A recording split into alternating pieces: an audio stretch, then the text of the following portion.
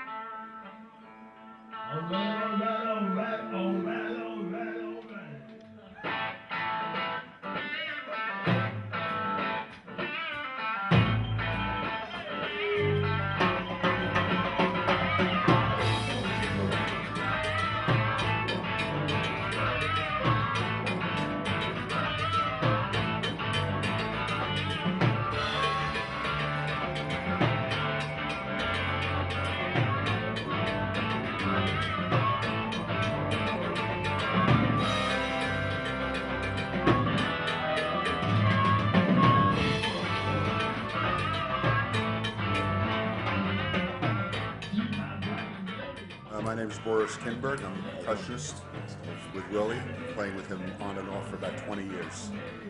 I'm Dave Keys, bass player and vocalist with Willie since October of '92. My name is Freddie or Frederic Coella. And what a pleasant evening. And I'm Kenny Margolis. I've been playing with Willie. I started with Willie in 1979. I think it was the fall of '79. That's Sweetie. Last time I checked, I don't remember. And I'm Yadana, which they call me Lisa because that's my middle name.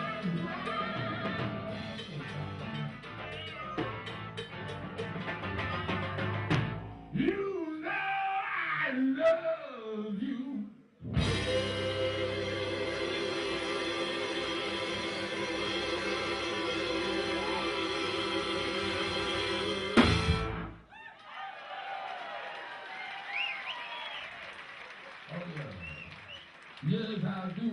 Yes, I do. Yes, I do. You know I need. When I joined, he had a band that was I would say the remnants of his first band that played on the first 2 records. And one by one, they either left or were replaced.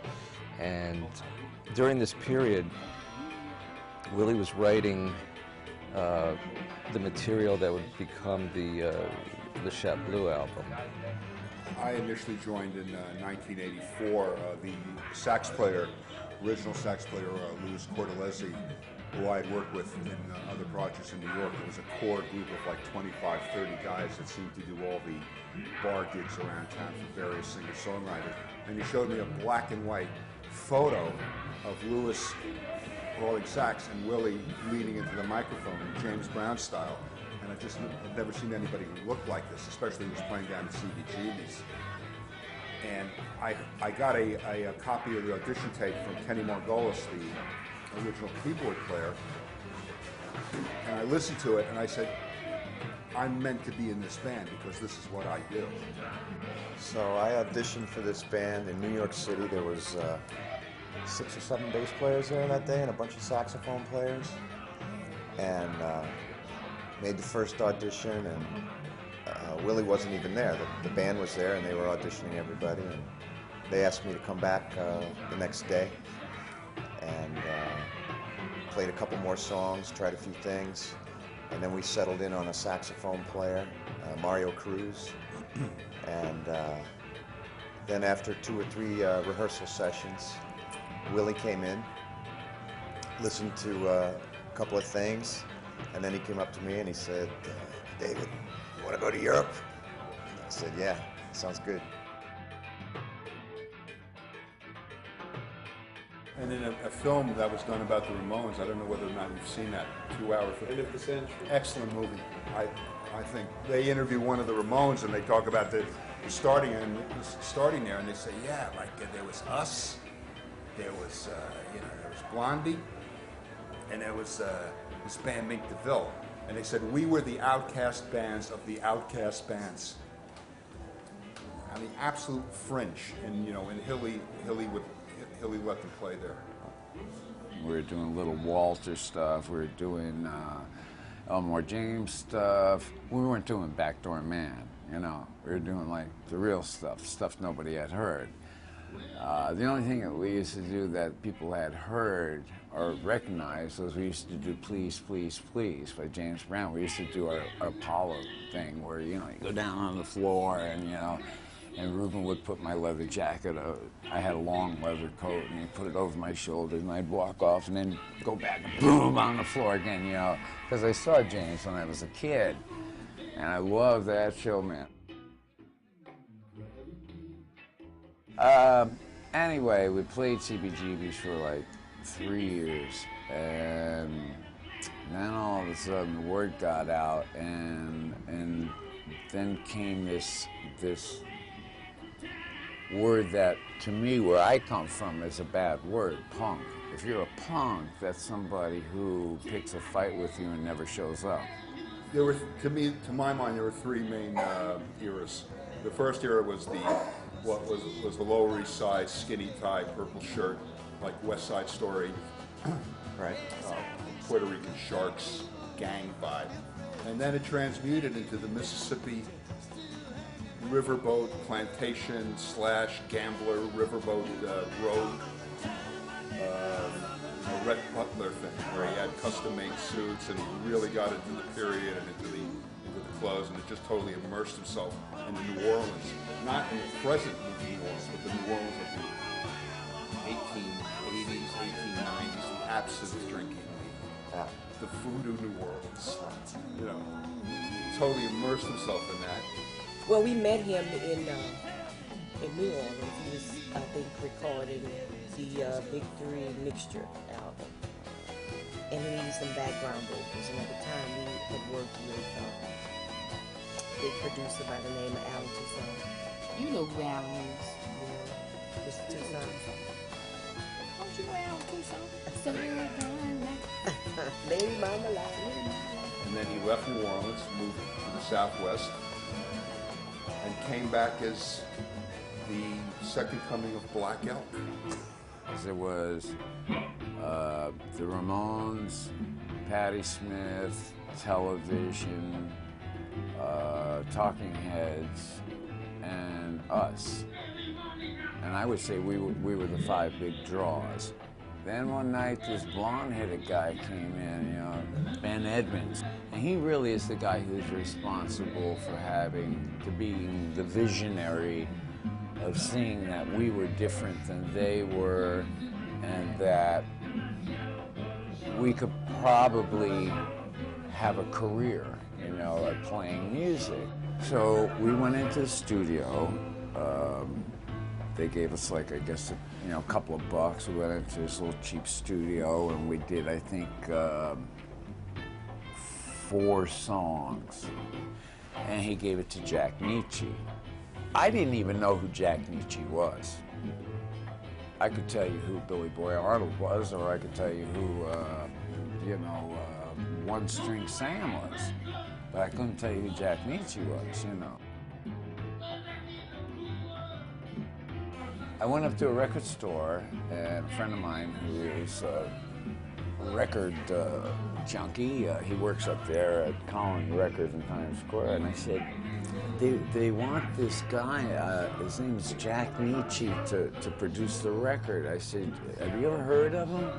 Knowing that he would know who this guy was.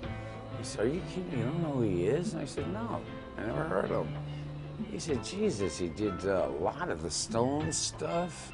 He did a lot of Neil Young stuff. He did all that Phil Spector stuff that we grew up with and loved. He's a big wig. He's very, very good. He came to New York. We got very, very drunk together, real drunk. We just fell in love with each other. You know, we were just buddies to the end. You know, I lost Jack. I told you a story. He died on my birthday 4 years ago. 5 years ago, actually. And he was like my uncle, my crazy uncle. I called him my mentor and my tour mentor. At that time, he was exerting. People knew who he was. I mean, fans and in the business, from my understanding. And Springsteen, in particular, drew a lot of inspiration from some of his tunes and his arrangements. So even, you know, using things like the sax and the keyboard and that kind of thing. I mean, I don't know if this is true, but I mean, Willie played Bon Jovi's Wedding.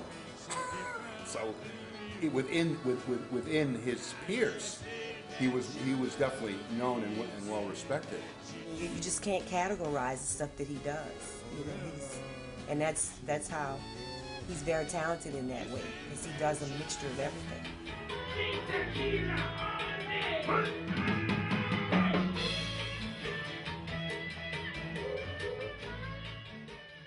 I don't know if Willie's spoken about this, about his field, you know, about his history with the American music juggernaut, but he really doesn't have a lot of good things to say about it. It's been my experience.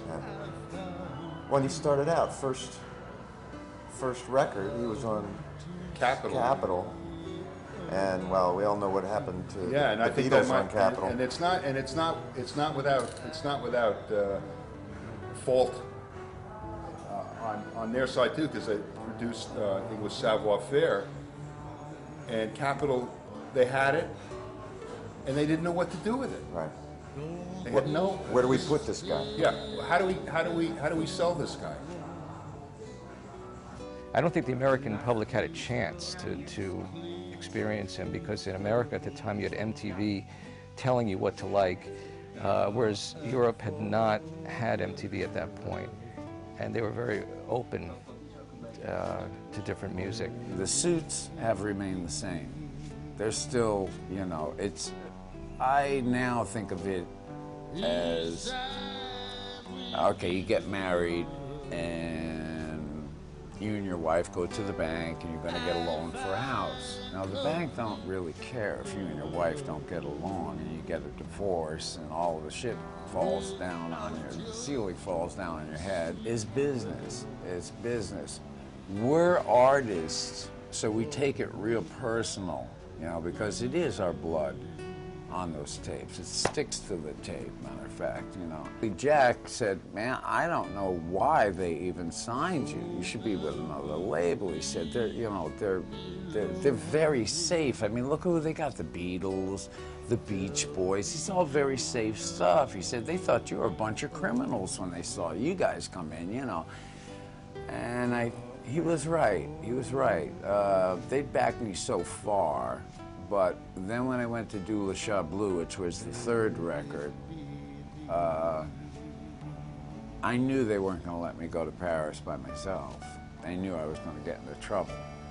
Right, Capitol in the U.S. did not know what to do with it because they perceived Willie as this punk rocker from CBGB's, and he came back with a very different record, and they didn't understand it. They understood it in Europe. They released it immediately in Europe, and everybody loved it. Anyway, as we move on, and the records moved on, and then I went to Atlantic Records, and I was with Polydor, Polygram, Capitol, Atlantic, all of them, you know, the suits, you know. Ahmed and I got along famously. We were good buddies, but we never got anything done.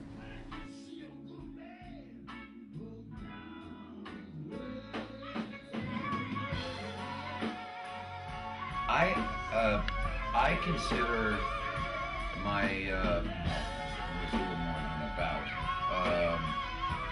it was a 20-year career of being a heroin addict, a fiend.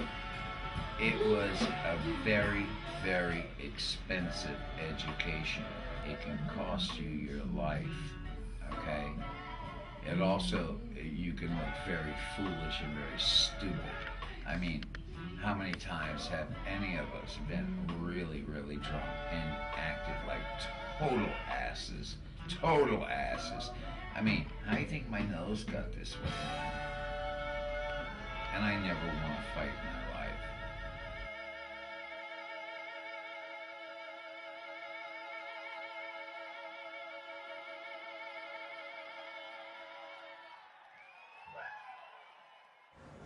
But I think back then, Willie drew true inspiration from his lifestyle. You look at his songs, nobody writes better songs about drugs.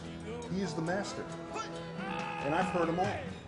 And his are without a doubt the most poetic, lyrical, and romantic songs about stuff that can potentially kill you, or will kill you eventually. So I think he drew real inspiration from his dangerous lifestyle at that period because he was young and strong and it just poured out of him.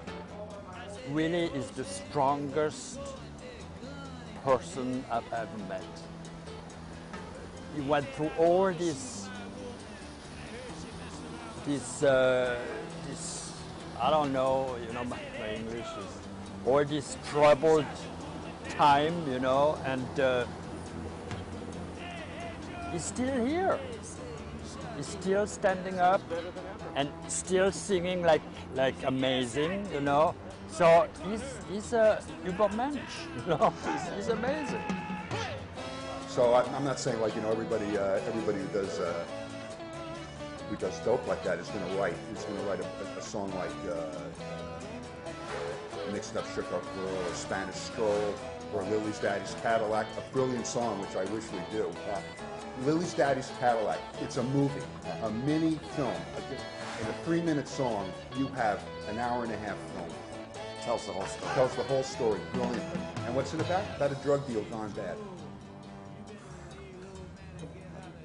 When I was working with Knopfler, and Mark will testify to this, he comes over and we were going to go over material that we were going to do for the Miracle record. And so I played him the cassette, and he said, "Oh, you know about the movie I'm doing?" And I said, "No, what movie? You're doing a movie? Great, man. You're doing a soundtrack?" He said, "Yeah." He said, "This is too strange. You don't know about the movie?" I said, "No, I don't know about the movie." "What movie?" He said, "Well, Rob Reiner's doing this movie, and it's about a prince and a princess, and it's exactly what you wrote down here. The lyrics, the text is exactly the same story as the movie." I think he thinks, you know, I'm touched or something.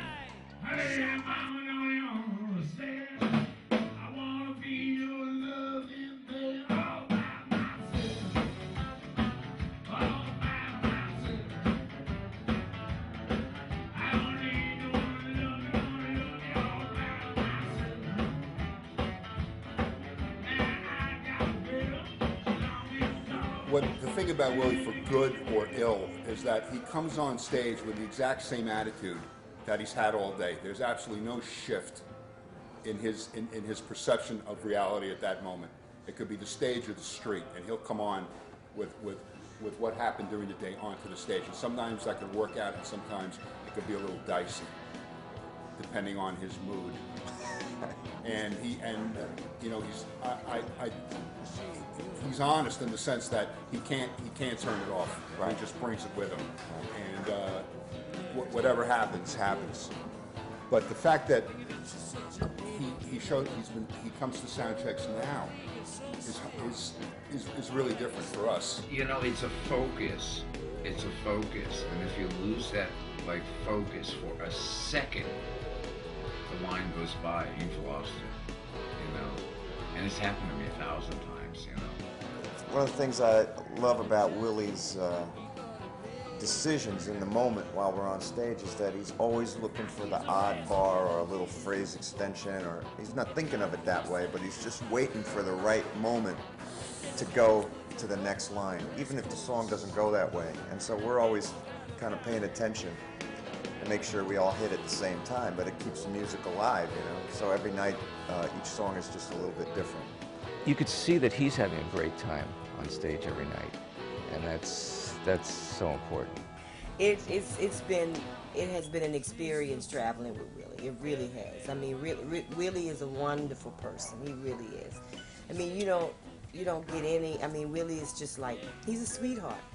He's a total sweetheart. I don't care. He's easy to work with. He's very easy to work with. He doesn't play the boss role. Right. Totally. Even when he should. He gets away from that. Even when he should, he does not like to do that. And when Willie called me now, this was the right time to start again with him. Now he's amazing. I mean, I'm quite fascinated how good he's doing now. It's mind-boggling. I mean, he's playing like great. He's singing great. It's like, who is this guy? You know, it's like he finally landed. You know, and now we finally can share everything together, you know, and it's really cool. And when he sounds great, the band sounds great. Yeah. And I'd like to thank him for that. When he's been sounding so good, the band sounds different, even though it's basically the same material. The band sounds strong and full and confident. It's a pleasure. You know, it's been a real pleasure this time now. My aspiration is really, I hope if I was born under a lucky star, I'd like to make it to, like, you know, where Muddy Waters was at, you know, and be able to stand up there without leotards on at, like, you know, 70 years old and play with just that kind of feeling and that kind of passion. That is what I aspire to, you know. That would be one of the most wonderful things. One thing, Willie, get a haircut. That's it. Get a haircut. Go here. Dragging your face down there. Get a haircut. See you later. We all have our prize.